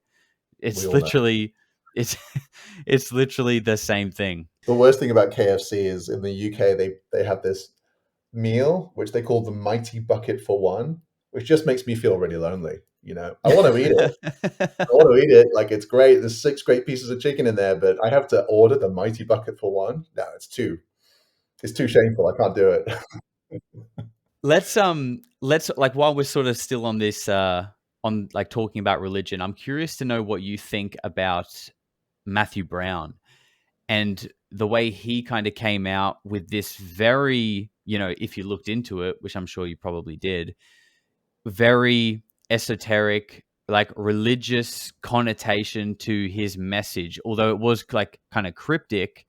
But I ended up interviewing Lifting the Lamp, which was the creator who was like referenced the Sigillum Dei Meth in Matthew Brown's post, which was like that sort of Enochian magic symbol that Matthew Brown posted. So again, there's like this very strong, like religious undertone to the disclosure movement coming out. And we haven't really, I mean, I'm curious to know, is Matthew Brown mixing in just his own personal beliefs into how he feels about disclosure, or is he privy to information that he's seen in these programs that he was working in? I don't know. How do you feel about it? So I've not read the posts that he's made. Okay. I've listened to the interview a couple times, but I haven't dug into the posts. So you'd have to update me. Can you give Well, us some? it's interesting. Yeah, well, I mean, the post in it, I mean, this is why it's interesting, because the post in itself really didn't have too much religious context to it. It was basically like an open letter to Elon Musk, which in itself was kind of cryptic and hinting at things that it kind of seemed like perhaps Elon Musk would know what he's talking about, but like the general public basically was sent into like a frenzy of like, what does he mean by this? And, trying to put the pieces together. But he signed off with this, with Aborimon, Aborymon, with like a dot, with like a full stop between it. So kind of vague. And then in the images that he posted, which included like, I think, an upside down American flag, very sort of like doomsday vibes, but also this symbol, which I actually have just here. Looks like this. This is an Enochian. Can you see that? Yeah, I can. Yeah. So this is called the Sigillum Deameth, and it's basically an Enochian magic symbol, as best as I understand it. And a screenshot of that was part of his post. Now, obviously, when that just pops up on Twitter, 99% of the population is going, what on earth are we looking at here? But then through detective work, it came out that the specific screenshot was from a YouTube content creator called Lifting the Lamp, who's Australian.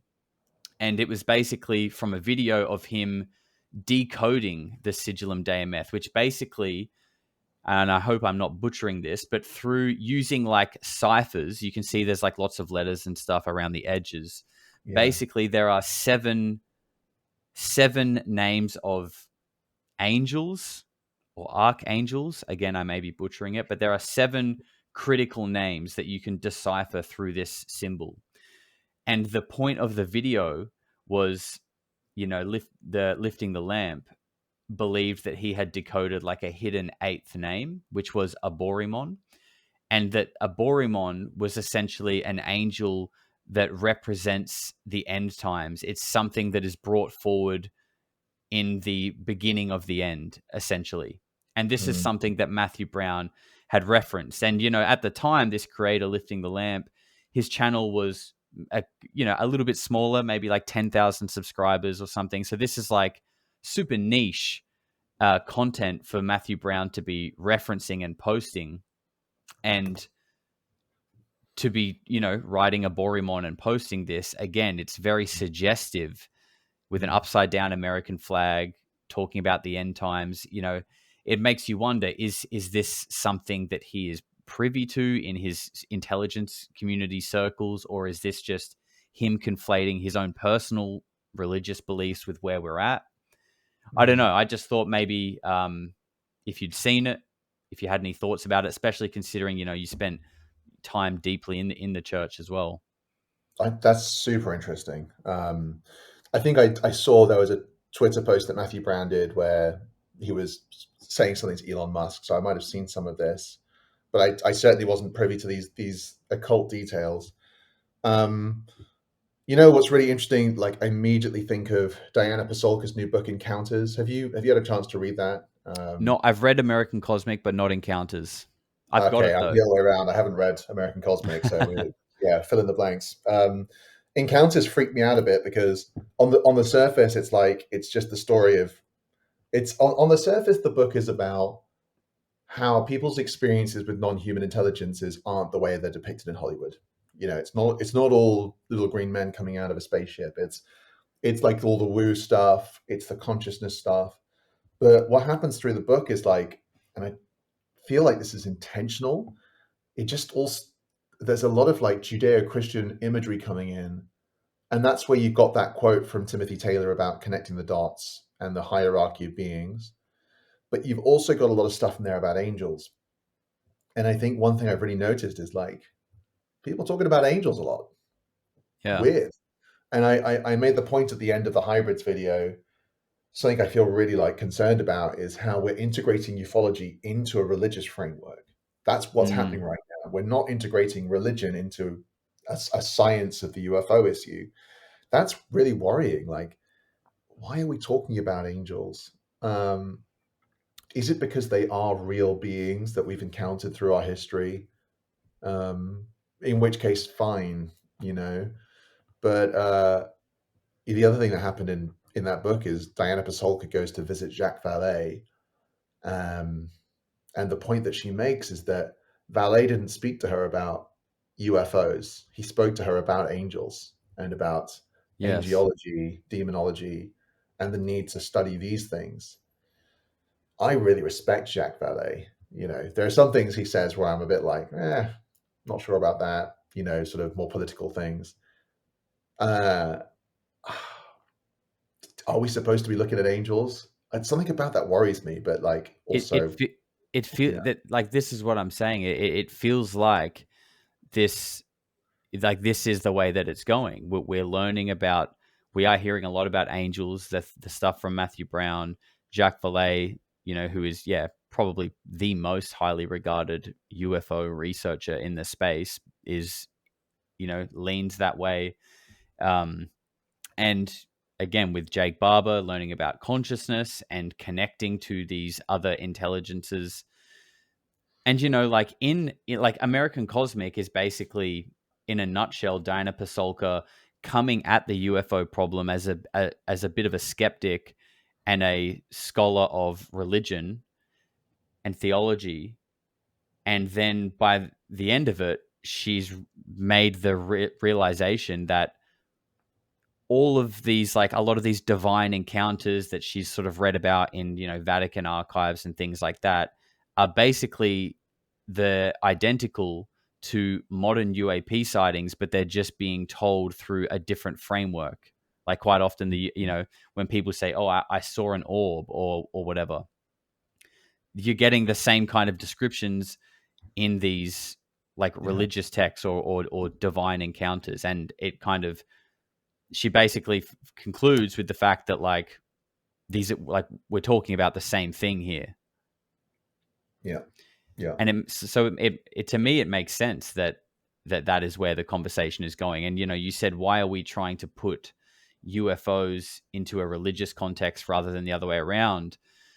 Well, I think it could be because they've always been in a religious context. We've just actually been like, we have created this distinction through a new sort of cultural lens and a new framework, when in reality, these things have always been one and the same. And there probably are people who do understand that on a much deeper level. And perhaps this is their way to try and get us used to the idea that, angels and things like that, perhaps, there's something to that. Yeah. I mean, that's definitely what they're saying. And we know, again, from Vallée's journals, and I mentioned this in the hybrids video, he talks about how they wouldn't allow Pasolka to talk about hybrids, which implies that Pasolka's books are in some way part of this controlled dissemination. And so what they are comfortable with her talking about is this religious framework for understanding UFOs. And I'm down with that. Genuinely, I'd be totally okay with that, as long as we don't bring along a bunch of Judeo-Christian baggage that doesn't need to go with that. Then, I'm just a little bit concerned. Yeah, it's interesting as well that, I don't know if you know, but like Diana Pasolka has, from my understanding, like distanced herself from almost everybody in those books. I know she doesn't talk to Tyler D. She doesn't talk to him. She doesn't talk to Chris Bledsoe anymore. And I don't know about Gary Nolan. I'm not sure about that. But she has publicly said that she no longer is in contact with them and she won't talk about specifics. But she's kind of said that, like, it seems like the people she was hanging around with had a vested interest in the fact that, like, she was writing a book and the kind of content that was going to go in her book. And I think she started to feel like maybe not so much that she was being used, but like the information that she was getting told was very deliberate and intentional. Yeah. And she, I think, didn't know what to make of it, or even, you know, she was getting so close to it that I think it maybe even freaked her out a little bit. I'm not surprised. Like, it's freaky, isn't it? Like, It these is. people are speaking to her. It's the same thing that happened with DeLong. And then you're like, why? What is this about? What is this for? It's weird. Like what? This is what's so confusing about it. Why would the Pentagon want us to believe this religious woo stuff? You know, like why? It's really confusing. I hope it's for good intentions, man. I really do.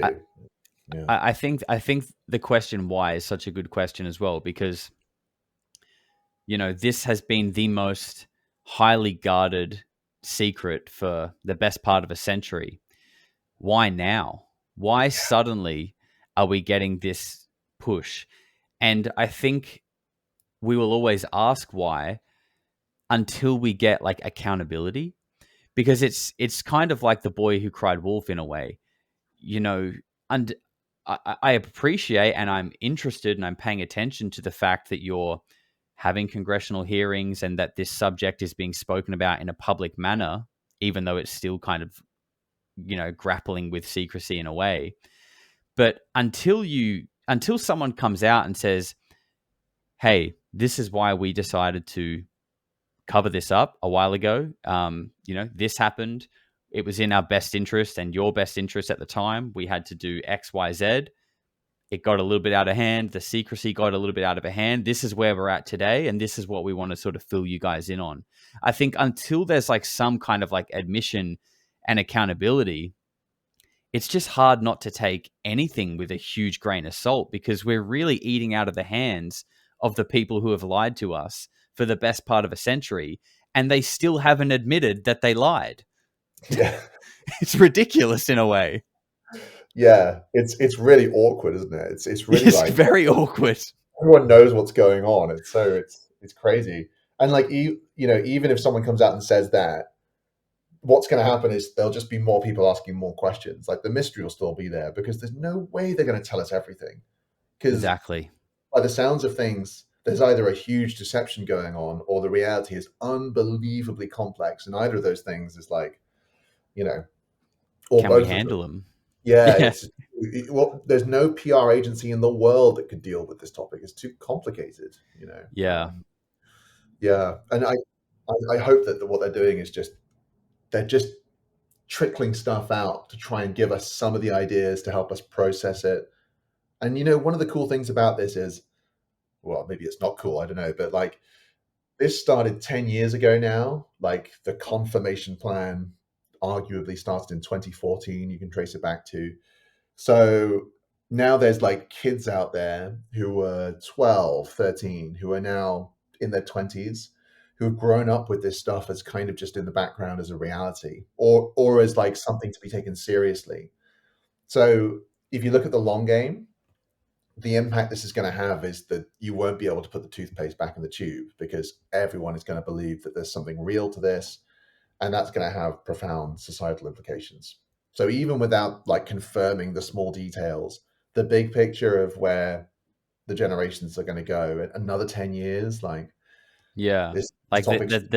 the seed has been planted and it's sprouted, and like the fact that this is no longer about funny little green men from Mars and, you know, crazy people. It's a reality. And I think, yeah, well, you're exactly right. Like that's just slowly kind of simmering in the back of all these minds as they grow up. And, you know, once they have kids, it's going to be well embedded. I mean, hopefully we have disclosure by then, but I mean, if we don't, it's going to be beyond like anything that's up for debate anymore at that point. Well, And maybe that's the only way that it comes. I also think there's still the whole idea of something coming, which is going to force this issue. I have been kind of like unsure about that, but preparing this new video on Valet and his journals super interesting. Like in 2013, there are a couple of entries where his colleagues say to him, an existential threat has been detected, or I feel like the human race is in a precarious situation. Something is coming. The group felt that a threat had been detected. Like these are the ORSAP scientists he's talking about. So it's him, it's like John Schuessler, Kit Green, these people who were having conversations in 2013 that there was some sort of threat impending that was really, really worrying. This is almost exactly the same time that the White House starts to trigger this, like, they don't call it disclosure, they call it confirmation. And I'll be able to explain this more when I make the video. But that's the same time that the modern disclosure movement starts. So I'm kind of inclined to believe that if this is coming from a good place, where there's genuinely something coming and they have to try and acclimatize us and start taking certain types of actions, then perhaps what we're seeing is like a slow acclimatization in preparation for something which is known to come by a certain date. And at which point we'll then be faced with some sort of reality. So I think that's still like something I take more seriously now, having read Valet's journals, if that makes sense. I guess it would be remiss of me if I didn't ask you then, what do you think about Three Eye Atlas? Oh yeah, I don't know. I mean, did you see the Loeb interview where he was like talking about it as like a messianic event? No, I usually just see him asking for $1 billion, but I didn't see that one. Yeah. He's a funny guy. He was like immediately. It was subtle, but he did it with this twinkle in his eye. He was like, what if, we often think about like people coming together in the face of some outside threat. What if this is like a sort of a messianic thing that's coming and it's going to force us to all. It was really like there was something uncomfortable about the way he said it. Anyway, I would assume that it's just another Oumuamua, which means we don't really know what it is, but it's coming.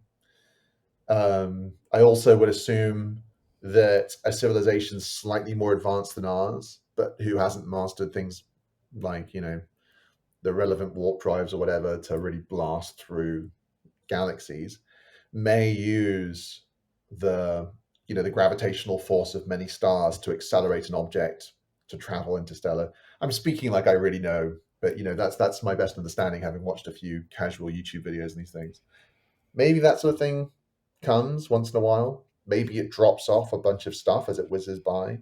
But I have no evidence that 3i is going to be anything like that. But these sorts of things, even if let's say it's just an asteroid and they know that, what a great opportunity to test the public's reaction, to gauge psychological state of the population, Yeah, absolutely. I think, I try not to buy in too much with any of because I feel like a lot of the hype around it generally does have, it's rarely just objective. It usually leans one way or the other. And I find it is generally a little bit more negative and sort of fear-based, that it's like something scary, which is why I just naturally tend to shy away from it, because I'm just not really into that kind of stuff. But I will say it is interesting in the sense of the timeline of things. We've got this comet heading towards us. It feels like we are getting to the later stages of this disclosure rollout. You've got Chris Bledsoe talking about a revelation in Easter 2026. 2027 is on the cards. Like, it does feel, and even just like the global tensions in the world, the things we were talking about earlier about control structures, it does feel like all of these things are kind of coming to some kind of convergence. That, I mean, if we're to talk about control structures and perhaps rebuilding in a new way, I've always felt that, like, 2027 traditionally people think end of the world. It's an Armageddon. But if it's anything, like if there is something to this, I only see it as perhaps the end of the world as we know it, and it could mean that there is a societal shift into like a new a new way of living, a new structure. But how that would be and what it is, I mean, that's just like how you do that. I have no idea, but I think a lot of people feel like something major like that could be on the horizon. Like in my best moments, I just really hope that's true. Like it would just be so good if something beyond the control of the governments of the world was going to force some evolution. We need it so much. The world is such a mess, and it's you know, we it's just impossible to imagine how you could fix. I listening whenever I do listen to Bledsoe and he talks about this, there's a part of me inside that like starts really resonating. I'm like, oh God, 2026. I really hope maybe I should go to Egypt and hang out with them on the Sphinx. But I'm also inclined to think that I don't know. I feel like maybe Bledsoe's being deceived. Yeah. Because these beings have appeared before and made these really big prophecies about what's coming, and it's just not happened. Wonder if it's part of a pattern. I do think that Easter 2026 will come and go, and there will be no like major geophysical event or anything like that. And a lot of people will go, oh, yep, it was just another thing. But, when I think about like, the Y2K bug, 2012, things like that, that were all meant to be the end of the world. When you sort of look at those times in history, they were around the mark of a bit of a significant shift in like society. I feel like in the way the world was, and not necessarily the way it was ran, because it's been sort of ran this way for a long time, but like in the, I guess like greater consciousness is maybe the best way to describe it. Like just, it feels like there are these kind of distinct shifts in like the way people understand each other, the way people discern truth and like information. And I feel like maybe 2026 could be perhaps another one of those where the curtain is pulled back or the veil is lifted, and when people on a wider scale begin to see things for what they really are. Perhaps. Yeah. I see what you're saying. They kind of come in like what was it? There was the Y2K 2012, Yeah. 2027. Yeah. The more skeptical lens of it is like these things. I think it's if you're a proactive researcher, it doesn't affect you so much because you look at it, but it's just one thing you're thinking about. But it can make you quite passive, these things. And I wonder if like as a mechanism of psychological control, they could be really effective. Like if every 12 to 15 years you create a myth about an impending event, and then what tends to happen ahead of something so apocalyptic is people stop trying to do their short and medium, even long-term goals because they don't see it as important. And if you're trying to maintain control and prevent inquiry, having these kinds of like these unknown events coming up, it makes people passive versus Yeah. continuing their investigations. I'm not saying that's what's going on, but I would imagine It's a great it- theory. yeah, it's quite an effective means of like control. Like even of the disclosure movement, let's say there are people out there who don't want disclosure to happen. Actually starting a myth about how disclosure is going to happen anyway, so there's no point forcing it. Don't stop your investigation. Stop all these complex videos you're making. Look, 2027 is going to come. Just focus on that. It does a good job of it takes the impetus away. I totally agree. It's a really good point. And dude, that's why I like you. That's why I like your content, because you've always got like a bit of an interesting angle and a different way to look at things. And that's something that I really appreciate. It's something I try to bring as well. And I think that's probably why we've sort of connected so easily, because we're on that similar wavelength, I think. Yeah, well, Josh, man, thank you so much for that. I feel the same about your content. I think, I don't know whether we were speaking about it earlier or another day, but something I really see is for the first like 10 years or so, there's been, is disclosure real or is it all bullshit? And those are the two things you were forced into. And I think there's a nice middle ground where a lot of people are gathering, which is like, something about this. There's something happening here, but I don't know what it is. I believe in UFOs, but I'm not sure about disclosure. I think some people might have good motivations, some people might have bad ones. There's this extra space that's appearing, and I see you there, like kind of asking all the good questions. I see other people as well, and it's really reassuring because it just feels like a much healthier place to be rather than being forced into the two extremes. So I'm grateful for you and for others like you who are taking that kind of stand. Yeah, thank you, man. And yeah, it's I agree. I think it's a healthy place to be, but it's also a funny place to be because when Jeremy Corbell releases his 5th new grainy Tic Tac video, and I go, this is kind of anticlimactic. We got one of these 7 years ago, and I'm critical of it. All of the all-in believers start criticizing me. But then when I'm looking at something, when I'm talking about shape-shifting reptilians, all of the hard-out skeptics are just telling me that, like, I'm an absolute lunatic. So I do think it's the healthiest ground to be, but when you're there, you actually end up copping it from both sides. Yeah. It's tricky, isn't it? I've had is. that with the valet video where I talked about the idea that some of this might be simulated. And, a lot of people were really unhappy about that because they thought I was saying it was all simulated, or that valet was saying it's all simulated. And it's like, no, I'm just one small hypothesis to put on the table. Yeah. We tend to swing in extremes sometimes, and it's just part of the deal, isn't it? Yeah. Yeah. No, I totally agree, man. Is there anything else that you wanted to touch on?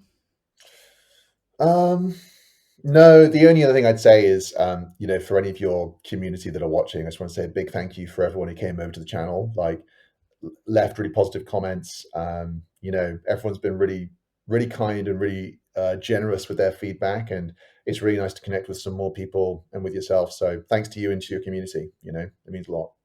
Yeah, my pleasure. They are a great bunch, and I'm sure they'll continue to show you some love. So what is it you say, Josh, when someone like does like a super chat or something, and you have like a thing that you say?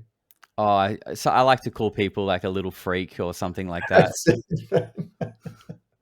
I saw that coming up yesterday in the stream, and I was just like, wow, that's one community. If you can hold people together in spite of using that phrase, you're doing a good job. Yeah. I mean, like, because the whole basis of it is that like the topics that we get into are like the weird topics, and like Right. we're the weirdos in society. But I think in the modern day, like, if you're not a bit weird and you're not paying attention to like what's going on, you're either just literally an NPC or you're Yeah. just really boring. So I think like being weird and being a bit of a freak, it's a term of endearment, at least on this channel. So Jason, Amen. you are an absolute freak, and I love it.